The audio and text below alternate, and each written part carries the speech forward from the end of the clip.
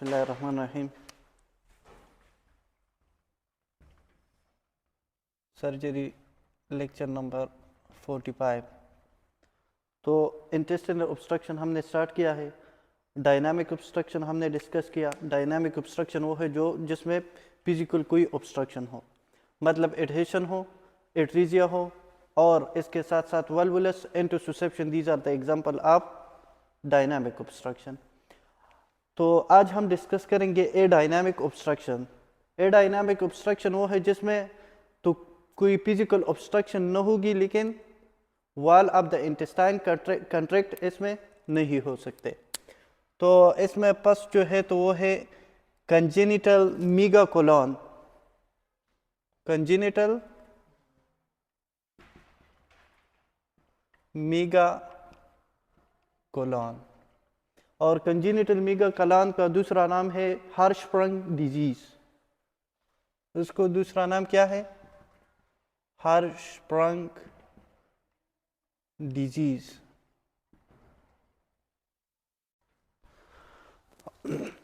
हर्शस्प्रंग disease तो ये already embryology का टॉपिक है, तो आपने पहले पढ़ा होगा। It is the type of neurocristopathy. Type of न्यूरोक्रेस्टोपैथी।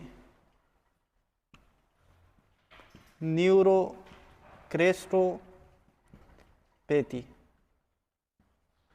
न्यूरोक्रेस्टो का मतलब है कि न्यूरल क्रेस्ट सेल, पैथी का मतलब है डिजीज या एबनॉर्मेलिटी। तो अब इसमें मसला न्यूरल क्रेस्ट सेल में होगी, ठीक है। तो कंजेनिटल मीगाकोलॉन या हर्शस्प्रंग डिजीज जो है तो इसमें loss of ganglions in both the in Meissner corpus, Meissner plexus and orbic plexus of the various portion of the colon and the and rectum। तो इसमें लिख ले loss of ganglion, loss of ganglion of both Meissner plexus and orbic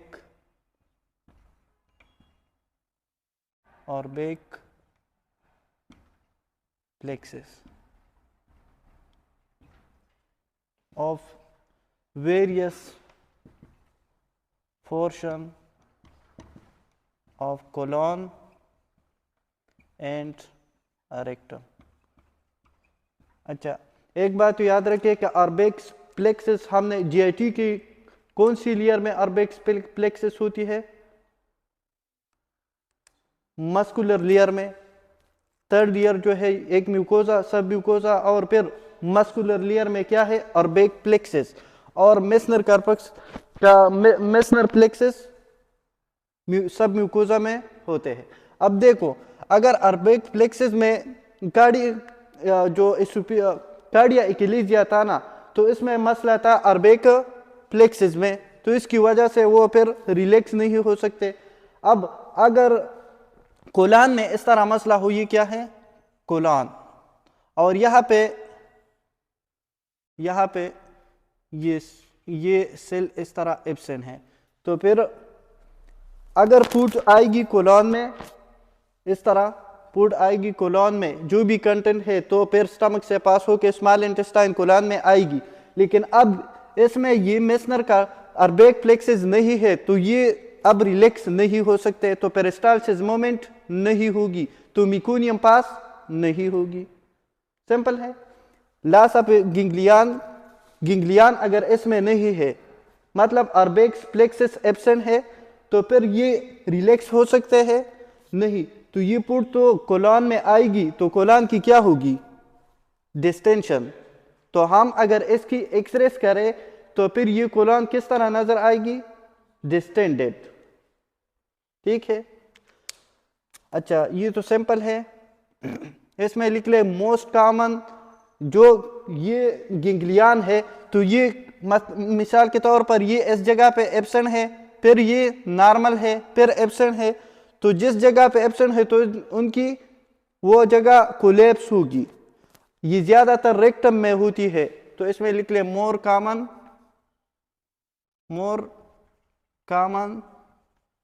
in rectum then colon। अब ये हार्शप्रंग disease ज्यादातर down syndrome के साथ associated होता है।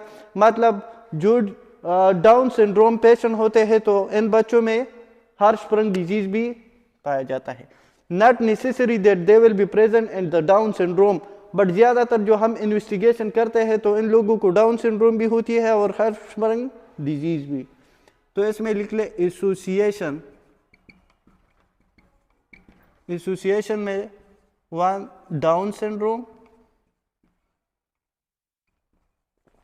या एमसीक्यूज में डाउन सिंड्रोम की हिस्ट्री है तो फिर आप अंदाजा लगा सकते हैं कि that will be Hirschsprung disease.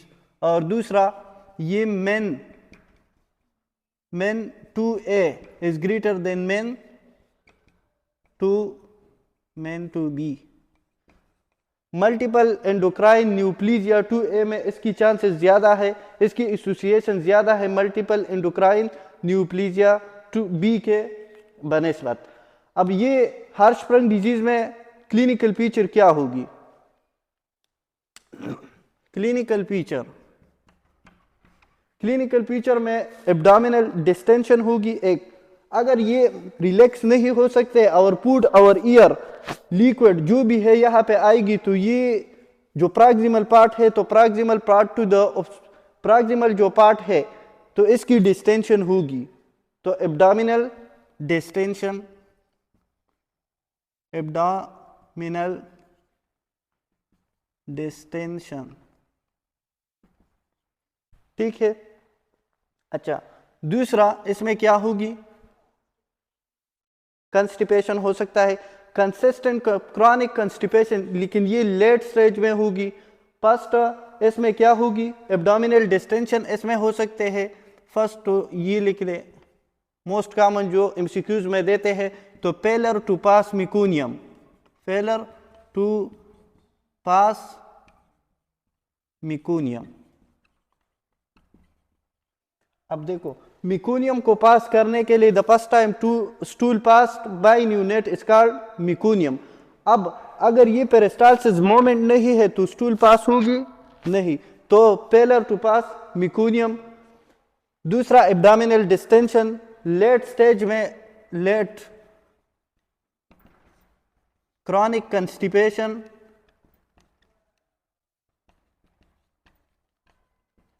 और फोर्थ नंबर जो है वो क्या होगी? Failure to thrive, failure to thrive. मतलब अगर ये मिकोनियम पास नहीं कर सकते तो फिर ये फूड भी नहीं ले सकते, तो इसकी वजह से फेलियर टू थ्राइव।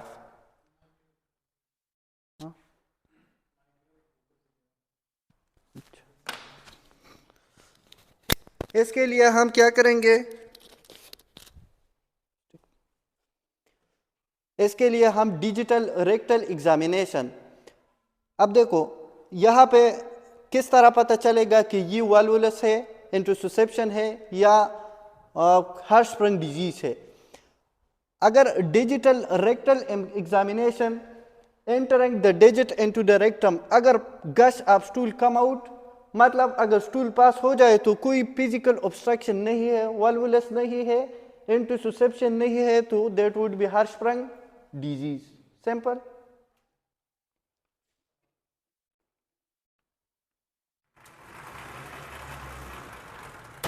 तो डिजिटल DRE का मतलब है digital rectal examination. Digital rectum examination पे क्या होगी? मिकोनियम पास, मिकोनियम पास या gush of stool will come out. दूसरा इसके लिए हम क्या करेंगे? ये तो हम चेक करेंगे कि बायोप्सी के थ्रू कि गैंग्लियन एब्सेंट है या प्रेजेंट है। तो हम करेंगे इन्वेस्टिगेशन ऑफ चॉइस। इसमें क्या है? Full thickness rectal biopsy. Pull thickness का मतलब है कि आल लेयर की हम बायोप्सी लेंगे और फिर इसमें चेक करेंगे कि ये जो गैंग्लियनिक सेल है अर्बिक प्लेक्सस है तो ये प्रेजेंट है या एब्सेंट है, तो हमें पता चलेगा। ठीक, अब हर्शस्प्रंग डिजीज जो है तो इसके लिए हम किस तरह मैनेजमेंट किस तरह करेंगे। मैनेजमेंट, पहले ये कोलन है और कोलन की ये क्या है, प्रॉक्सिमल पार्ट है। अब यहाँ पे गैंग्लियन एब्सेंट है, इस पार्ट में गैंग्लियन एब्सेंट है, तो लिक्विड और ईयर जो फूड है अभी तक ये क्या है, जो स्टूल है, तो इस जगह पे तो आएगी लेकिन पास नहीं हो सकते, ये मिकोनियम पास नहीं हो सकते। तो इसको साफ करने के लिए हम इरिगेशन का मतलब है वाटर देंगे, तो रेक्टल इरिगेशन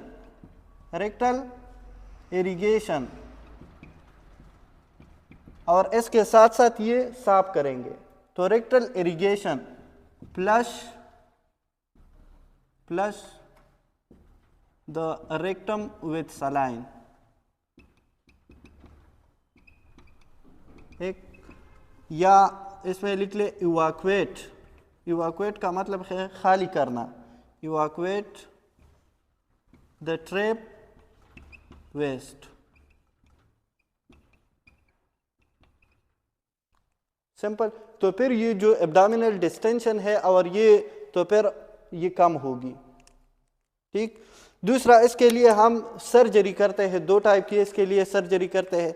अगर और बच्चा मजीद इसमें और कोई मसले नहीं है और ठीक है, हेल्दी है, तो फिर इसके लिए पुल थ्रू प्रोसीजर बेस्ट है। तो सर्जरी इसके लिए जो करते हैं, एक pull through procedure is doing for healthy patient, pull through procedure. What is pull through procedure? Pull का मतलब है पुल, खींचना। अब ये इस जगह में गैंग्लियन एब्सेंट है और बाकी इसके बाद क्या है, यहाँ पे इसमें ठीक है गैंग्लियन है और ये एनस है।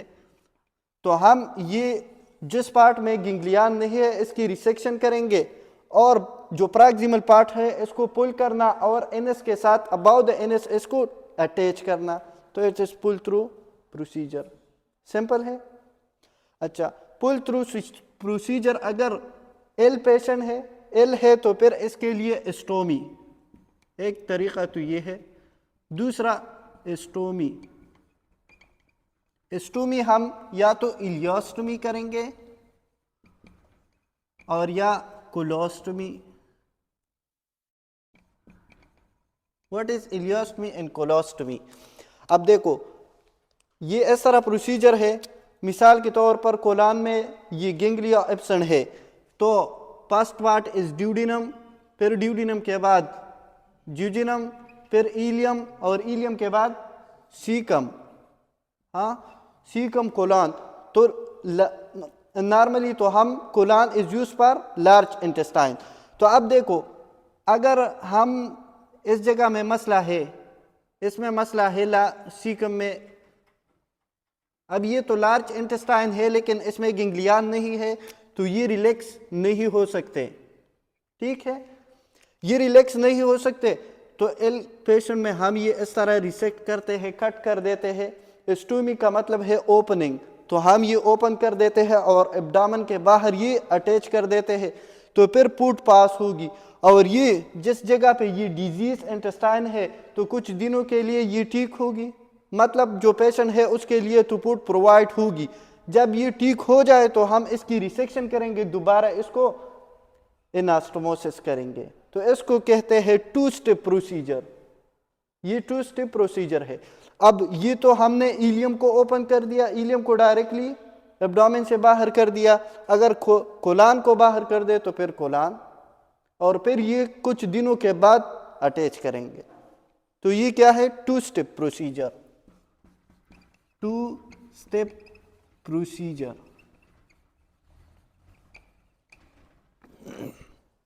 It is done for ill. It is done for ill patient.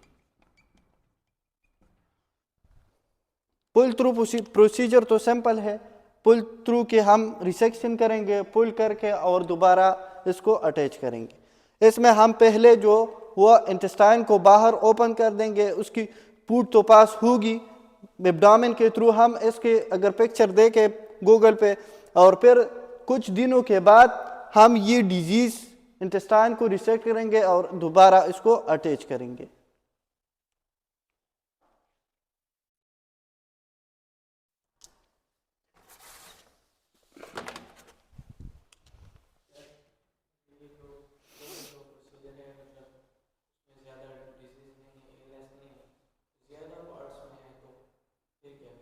अगर ज़्यादा जितने पार्ट में है तो सारे के सारे रिमूव करेंगे, लेकिन इसमें एक चांसेस है, जितना आप बाउल को रिमूव करेंगे तो इतना चांसेस है शॉर्ट बाउल सिंड्रोम की। शॉर्ट बाउल सिंड्रोम हम डिस्कस करेंगे। शॉर्ट बाउल सिंड्रोम वो है जिसमें बाउल की लेंथ शॉर्ट हो, तो उससे जो सिम्टम होती है तो फिर वो होगी शॉर्ट बाउल सिंड्रोम।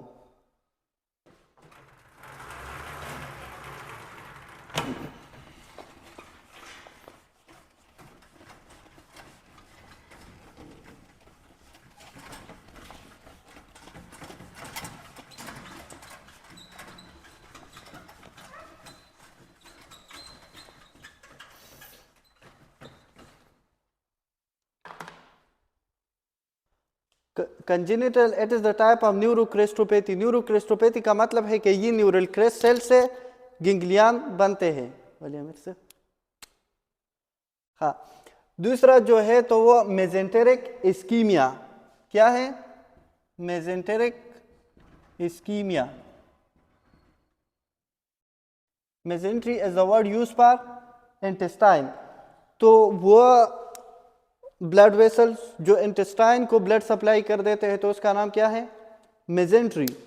तो कौन सी हमारे पास कौन कौन सी है? सुपीरियर मेजेंटेरिक आर्टरी और इंफीरियर मेजेंटेरिक आर्टरी। एक है सीलियक ट्रंक, फोरगट को सीलियक ट्रंक, मिडगट को सुपीरियर मेजेंटेरिक आर्टरी और हाइंड गट को इंफीरियर मेजेंटेरिक आर्टरी। अब ये जो मेजेंटेरिक इस्कीमिया है ये ज्यादातर एसोसिएटेड है सुपीरियर मेजेंटेरिक आर्टरी के साथ। सुपीरियर मेजेंटेरिक इस्कीमिया का मतलब है कि, अब इस्कीमिया का मतलब है कि ब्लड की सप्लाई कम, ठीक? तो ब्लड सप्लाई कम है किस चीज को? इंटेस्टाइन को। ये दो टाइप के हैं, या तो वेनस की होगी और या आर्टरिया की, आर्टरियल। वेनस की पहले देखो, वेनस की किस चीज की वजह से होगी? वेनस में सेकेंडरी टू ये 5% होता है, तो ये 5% है, तो मतलब एमसीक्यूज आएगी तो आर्टीरियल पे आएगी। मोस्ट कॉमन जो होता है तो एमसीक्यूज तो इस पे आते हैं, तो 95% ये है। तो secondary to Virchow triad, Virchow triad. Pathology में वर्च्यू ट्राइएट क्या है?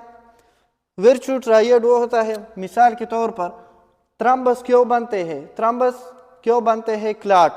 ये ब्लड वेसल है, ब्लड वेसल्स है, तो ब्लड वेसल्स के अंदर एंडोथेलियल सेल है, और ये एंडोथेलियल सेल जब इंजरी हो जाए, ये एंडोथेलियल सेल है, जब ये इंजर्ड हो जाए तो इसकी वजह से क्लॉटिंग फैक्टर ये एक्टिवेट करेगी, तो क्लॉटिंग फैक्टर आएगी। तो फर्स्ट सेल की इंजरी होना चाहिए, फिर क्लॉटिंग फैक्टर एक्टिवेट होगी तो क्लॉटिंग फैक्टर आएगी, और स्टेसिस ऑफ ब्लड। अब जब ये ब्लड एक जगह पे इसकी स्टेसिस होगी तो इसकी वजह से थ्रम्बस बनेगी, और इस तीनों को कहते हैं वर्च्यू ट्राइएड। सिंपल है। वर्च्यू ट्राइएड क्या है? Injury of endothelial cell, injury of endothelial cell, तो इसकी वजह से क्या होगी? Activation of clotting factor. तो hypercoagulable state, hypercoagulable state, और तीसरा स्टेसिस ऑफ ब्लड। एक जगह पे ये ब्लड स्टॉप है इस जगह पे, और इसकी हाइपर कोगुलेबल स्टेट है, और ये किस चीज की वजह से है? इंजरी ऑफ एंडोथेलियल से। इसको कहते हैं Virchow triad. Stasis of blood. ठीक है, तो थ्रम्बस इसलिए बनते हैं कि जब सेल की एंडोथेलियल सेल की इंजरी हो जाए तो इस इंजरी की वजह से क्लॉटिंग फैक्टर एक्टिवेट होगी, तो हाइपरकोगुलेबल स्टेट और स्ट्रेसेस ऑफ ब्लड की वजह से फिर थ्रम्बस बनेगी, क्लॉट बनेगी। अब इसकी जो मोस्ट कॉमन साइट है, मोस्ट कॉमन, तो वो सुपीरियर मेजेंटेरिक वेन है, सुपीरियर मेजेंटेरिक वेन। अच्छा, इसके लिए हम इन्वेस्टिगेशन किस तरह करेंगे? तो investigation of choice for all these, अगर आर्टियल है या वेनस है, जो भी कंडीशन है, तो investigation of choice for these is CT angiography, CT angiography. इसके लिए मैनेजमेंट हम किस तरह करेंगे? मैनेजमेंट तो सिंपल है, इसके लिए हम देंगे क्या? क्लिनिकल फीचर इसकी क्या होगी? क्लिनिकल फीचर बाउल इस्कीमिया की जो सिम्टम है तो वो होगी, मिसाल के तौर पर सुपीरियर मेजेंटेरिक वेन है, अगर ये इसमें कोगुलेशन है, थ्रम्बस है, तो सुपीरियर मेजेंटेरिक आर्टरी से ये ब्लड एक्सेप्ट नहीं करेगी, मतलब जो मिडगट है तो उससे ब्लड एक्सेप्ट नहीं करेगी, तो clinical feature of bowel ischaemia, तो feature of bowel ischaemia. Management किस तरह करेंगे? तो मैनेजमेंट में पहले हम एंटीकोगुलेशन देंगे,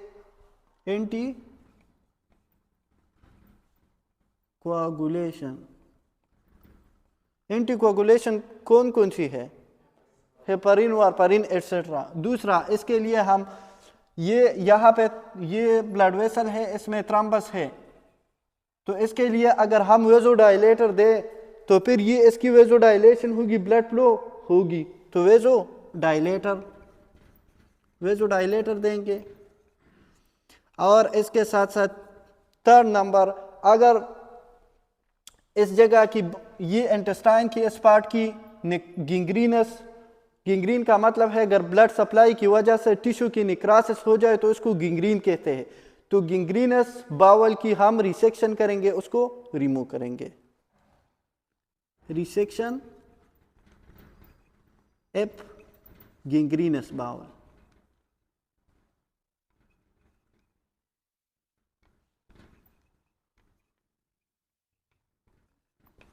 ठीक है, अगर टिश्यू की डेथ नहीं हुई, बाउल निक्रासिस नहीं हुई, बाउल की अभी तक गिंग्रीन नहीं है, तो तब हम रिसेक्शन नहीं करेंगे, simple anticoagulation vasodilator.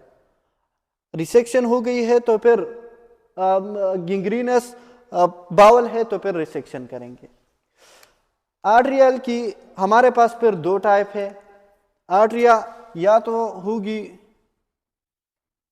Non अक्लूसिव mesenteric ischemia,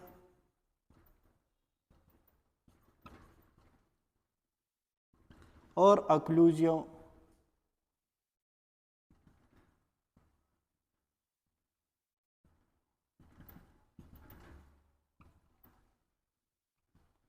इसमें 20% ये होता है, ठीक है, और इसमें फिर acute arterial, acute mesenteric artery embolism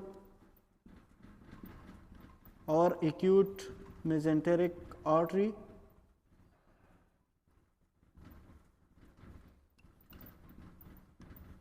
thrombosis. ठीक, तो ज़्यादातर 50% तो हमारे पास ये होता है, 50% ये, 25% ये, 5% ये, 20% ये है। अब देखो, नॉन अक्लूजिव का मतलब है, सिंपल अक्लूजन का मतलब है क्लॉटिंग या blockage of the blood vessel, तो वो अक्लूड ब्लॉकेज।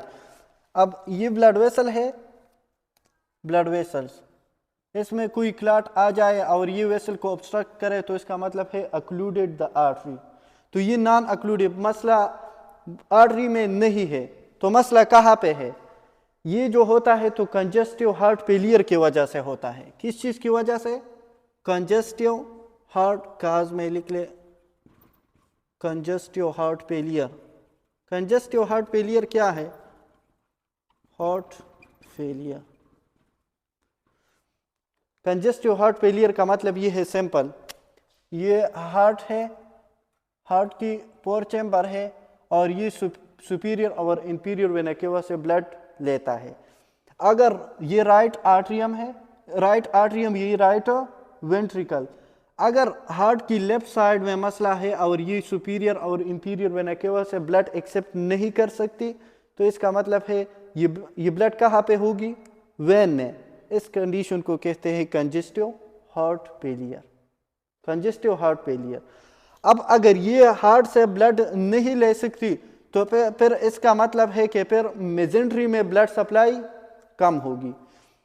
ये जब ब्लड लेता है तो ब्लड सप्लाई कर देता है एओर्टा में, फिर सुपीरियर मेजेंटेरिक आर्टरी में जाएगी। अब ये ब्लड नहीं ले सकते तो कहाँ पे है? वेन में है। कंजेशन कंजेशन का मतलब है कि वेन में ब्लड वेसल की अकोमुलेशन है, ब्लड की अकोमुलेशन है इन द ब्लड वेसल्स। तो ब्लड कम है तो ब्लड की फ्लो कम, तो सुपीरियर मेजेंटेरिक आर्टरी में ब्लड फ्लो कम होगी और इस कंडीशन की वजह से मेजेंटेरिक इस्कीमिया हो सकता है। इसके लिए हम मैनेजमेंट किस तरह करेंगे?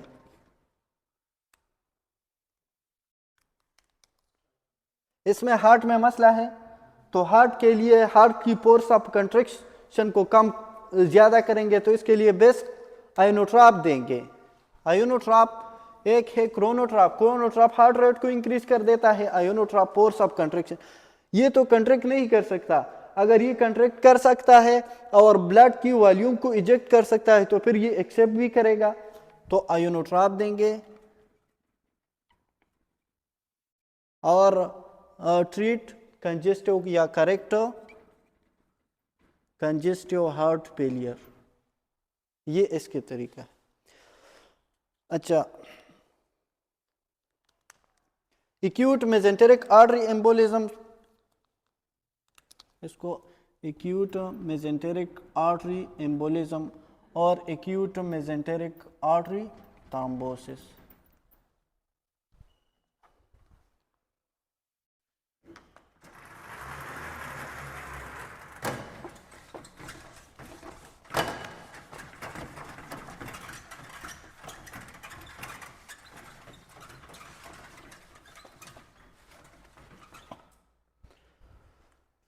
एक्यूट मेजेंटेरिक आर्टरी एम्बोलिज्म, पहले हम ये तो 50% तो ये होता है।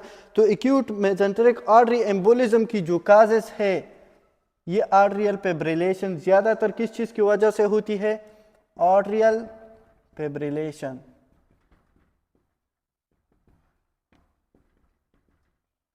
अब देखो, ये लेफ्ट आर्टरियम, अगर लेफ्ट आर्टरियम में ये ब्लड ज़्यादा हो जाए, उसकी एकोमुलेशन ये क्लाट जैसे बन जाए, तो फिर चांसेस है कि ये क्लाट इससे डिटैच हो जाए और सुपीरियर मेजेंटेरिक आर्टरी में चला जाए।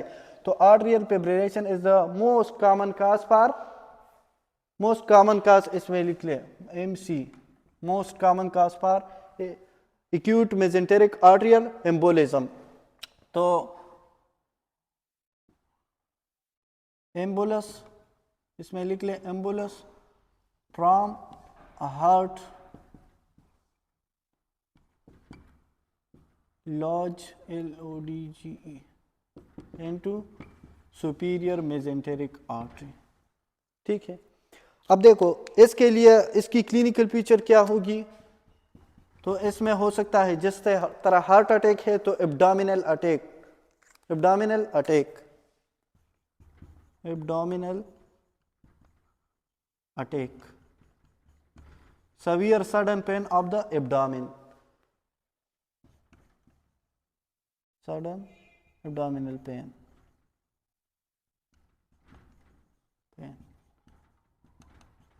सडन severe abdominal pain को abdominal अटैक कहते हैं और इसकी वजह से एंड विथ पेरिटोनिटिस, पेरिटोनिटिस। इसकी वजह से पेरोटिनाइटिस की इन्फ्लेमेशन, पेरोटीन लीर जो है तो इसके लिए इसकी इन्फ्लेमेशन हो सकती है, इसको पेरोटिनाइटिस कह सकते हैं। इसकी मैनेजमेंट हम किस तरह करेंगे? अच्छा, इसकी मैनेजमेंट के लिए पहले अगर इसने पेरोटिनाइटिस नहीं की, the patient presented with in 6 to 8 hour, then we will do per embolectomy, embolus को रिमूव करेंगे। और a patient presented with in 6 to 8 hours, तो फिर इसके लिए इसमें क्या होगी? पेरिटोनाइटिस तो अभी उसने नहीं किया, तो इसमें लिख ले नो पेरिटोनाइटिस। तो इसके लिए जो बेस्ट है तो वो एम्बोलेक्टोमी। ये एम्बुलस को हम क्या करेंगे? रिमूव, ब्लड वेसल से एम्बुलस को रिमूव करेंगे। दूसरा एक तो ये है, दूसरा पेरिटोनाइटिस इसने किया है, तो फिर हम क्या करेंगे? रिसेक्शन, फिर हम करेंगे रिसेक्शन। ठीक है, इसमें कोई क्वेश्चन है?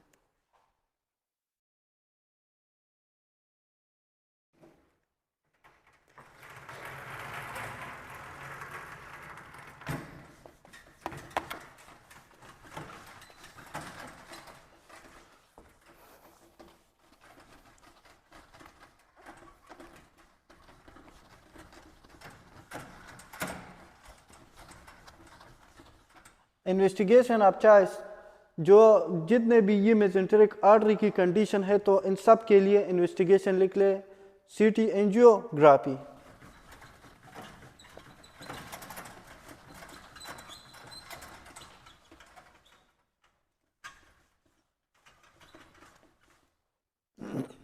दूसरा जो है वो क्या है?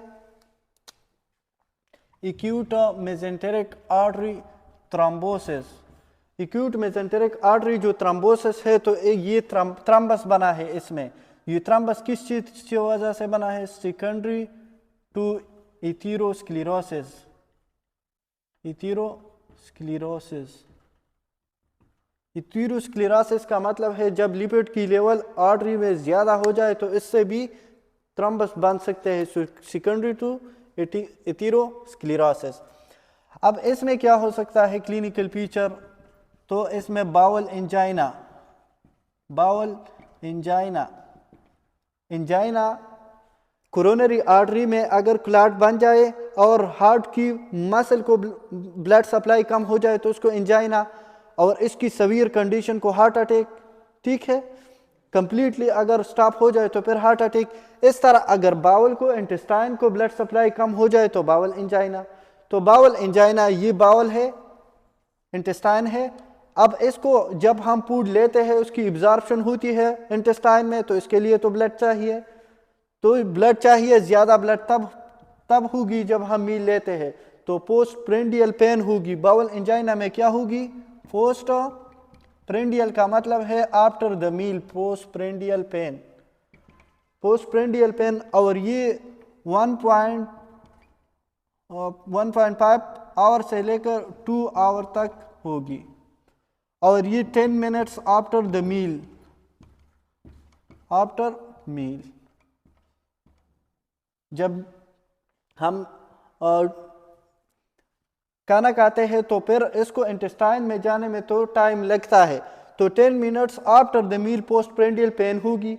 अगर पोस्ट प्रेंडियल पेन है, खाने की वजह से है, तो फिर तो हम फूड नहीं लेंगे, तो scaring of food, scare of meal. और अगर हम खाना नहीं खाते तो वेट लॉस होगी, और वेट लॉस कैंसर में होती है, तो it will confuse you with the cancer. ठीक है, एक्यूट मेसेंटेरिक आर्टरी थ्रोम्बोसिस।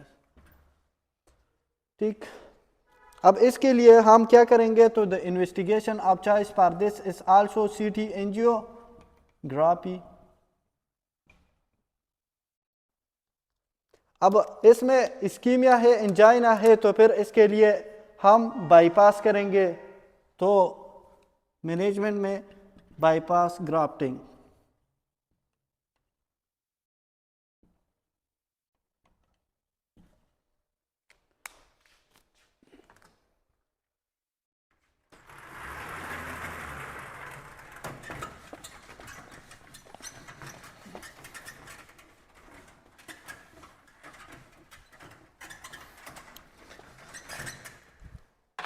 दूसरा कंडीशन है पैरालिटिक इलियस। पैरालिटिक इलियस,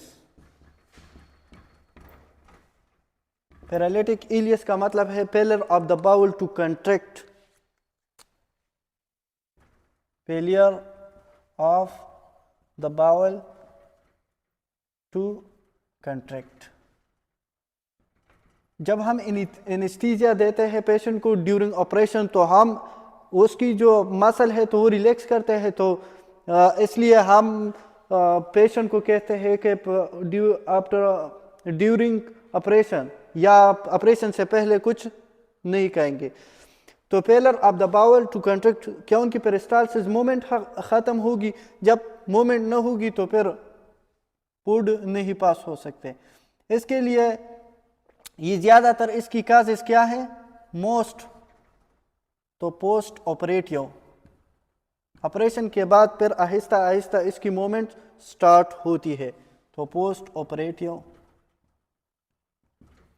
और इलेक्ट्रोलाइट बैलेंस की वजह, डिस्टर्बेंस की वजह से भी हो सकते हैं, इलेक्ट्रोलाइट डिस्टर्बेंस।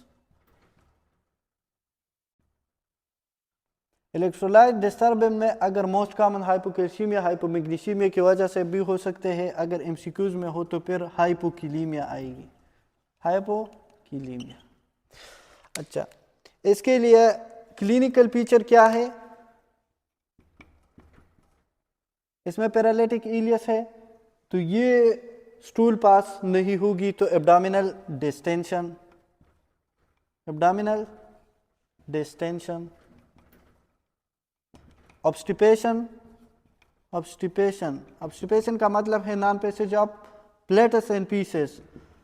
पेन होगी, इसमें पेन होगी, इसमें नो पेन। अब मसला तो इसमें क्या है कि ये तो सिर्फ पेरिस्टालसिस मूवमेंट, इसकी कंट्रैक्शन, कोई फिजिकल ऑब्स्ट्रक्शन या वगैरह तो इसमें नहीं है, तो इसमें लिख ले नो पेन, नो पेन। हम इसकी पास ऑब्स्ट्रक्शन के लिए हम एक्सरेस करते हैं, तो एक्सरेस पे किस तरह नज़र आएगी, जब हम ईयर को स्वालो, ईयर भी स्वालो कर देते हैं, लिक्विड भी, तो ईयर पेल्ड लिक्विड, या इसमें होगी ईयर फ्लूइड लेवल होगी। और ये through out the intestine, through out the intestine, ठीक है।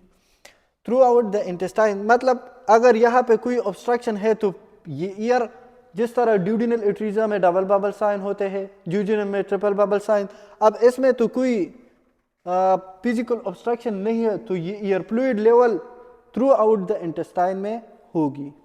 तो ये इसकी फाइंडिंग है। इसके लिए हम क्या देंगे, मैनेजमेंट किस तरह करेंगे, तो मैनेजमेंट के लिए पहले इंटेस्टिनल मूवमेंट नहीं है तो नथिंग पर ओरल। दूसरा, फिर हम आईवी फ्लूइड देंगे, आईवी फ्लूइड देंगे, और इसके साथ साथ ये जो इलेक्ट्रोलाइट की कमी है तो वो देंगे। अच्छा, एब्डोमिनल डिस्टेंशन है तो डिस्टेंशन के लिए हम नेज़ोगैस्ट्रिक ट्यूब को पास करेंगे और वो सक्शन के साथ कनेक्ट करके हम इसकी डिकम्प्रेशन करेंगे, ठीक है। तो एनजी ट्यूब डिकम्प्रेशन सिंपल है, मतलब डिस्टेंशन को कम करने, तकलीफ तब कम होगी जब ये डिस्टेंशन कम हो जाए। अच्छा, इसके लिए फिर हम प्रोकाइनेटिक्स ड्रग वो है जो इंटेस्टाइन को मोटिलिटी को इंक्रीज कर देते हैं। तो what are these drug, management के लिए हम क्या देंगे, ये इंटेस्टाइन तब मूवमेंट करते हैं जब एसिटाइल कोलिन हो, और हमने मेटोक्लोप्रामाइड पढ़ा था कि वो प्रोकाइनेटिक्स है, इंटेस्टाइन को मोटिलिटी को क्या कर देते हैं, इंक्रीज, और वोमिटिंग के लिए गैस्ट्रोइसोफेजियल स्फिंक्टर को क्या क्लोज कर देते हैं। तो हम इसमें मैनेजमेंट में देंगे मेटोक्लोप्रामाइड या प्रोकाइनेटिक्स देंगे। प्रोकाइनेटिक्स वो है जो इंटेस्टाइन की मोटिलिटी को इंक्रीज कर देते हैं, तो मेटोक्लोप्रामाइड। इसमें हम न्यूस्टिग्मिन, एसिटाइल कोलिन एस्टरेज इनहिबिटर, अगर वो हम दे दें तो एसिटाइल कोलिन की फिर डिग्रेडेशन नहीं होगी, तो एसिटाइल कोलिन ज़्यादा होगी, एसिटाइल कोलिन ज़्यादा होगी तो इंटेस्टाइन फिर मूवमेंट कर सकते हैं। तो क्या देंगे, आईवी न्यूस्टिग्मिन। इसके लिए तो सर्जरी की ज़रूरत नहीं है। अच्छा, इसमें जो तीसरा है वो कोलोनिक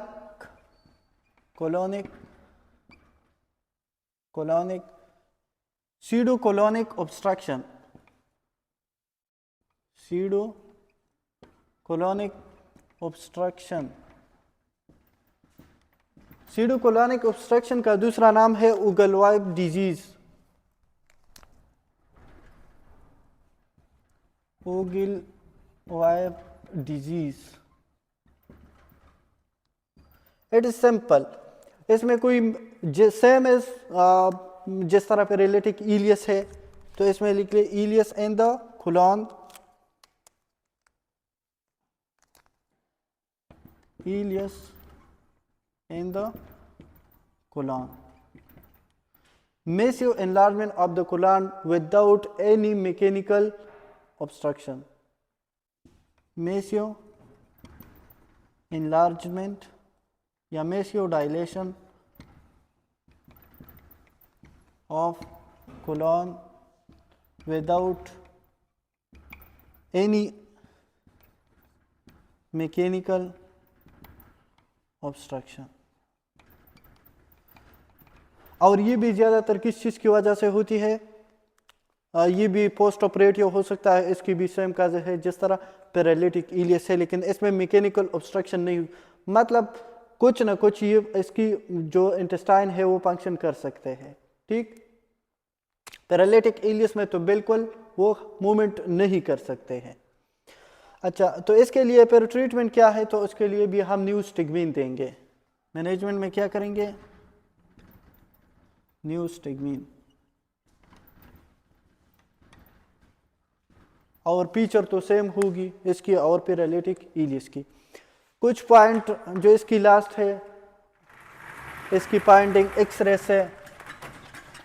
अच्छा, एमसीक्यूज जब भी करते हैं तो पहले तो आप स्टेटमेंट अगर बहुत लेंदी है तो फिर इन्वेस्टिगेशन को देखे, तो इन्वेस्टिगेशन से आपको पता चलेगा या इसकी जो साइन है। तो इनटू सुसेप्शन की में क्या साइन होगी, इनटू सुसेप्शन। पहले ये अगर हम अल्ट्रासाउंड पे देखें तो अल्ट्रासाउंड पे क्या साइन होगी, या इसको पेंसर साइन कहते हैं, पेंसर साइन। ठीक है। अच्छा, इसमें डांस साइन, ये जो इंटरसुसेप्शन है तो ये ज़्यादा इल्यूकोलिक होता है। Most common intussusception is ileocolic, most common children में होता है, और अडल्ट में मोस्ट कॉमन कोलिकोलिक होता है।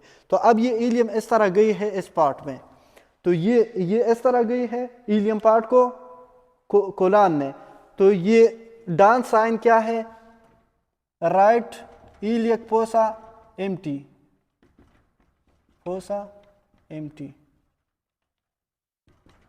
ये राइट इलियक फोसा जो है वो एम्प्टी होगी। ठीक है, ये ऊपर गई है, और ये ऊपर जो गई है तो हम ये इस तरह पाल्पेट करेंगे कि कोई सासेज शेप इसमें है, एंड सासेज शेप लंप, और ये इलियक फोसा में होगी या लंबर रीजन में, ठीक है। इन लंबर रीजन। ये तो सिंपल है कि डांस साइन ऐसे है कि जब ये ऊपर गई है तो नीचे जो इलियक फोसा है तो वो एम्प्टी होगी और ऊपर सॉसेज से अपीयरेंस होगी। अच्छा, तो इसमें डांस साइन होगी। इसकी जो मिकोनियम है तो वो मिकोनियम इसकी स्टूल, तो रेड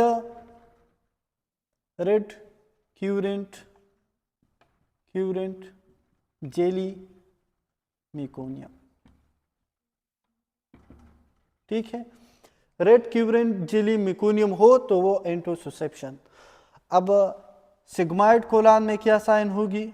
सिग्माइड वाल्वुलस में, sigmoid volvulus coffee bean sign,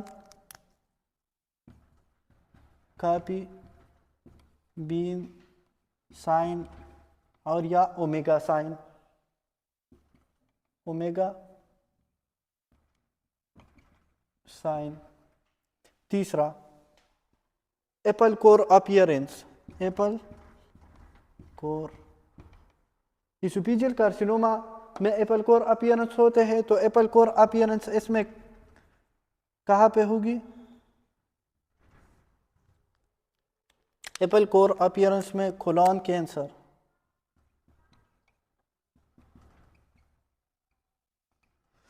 अच्छा, और सा टूथ अपीयरेंस ये होगी डाइवर्टिकुलोसिस में।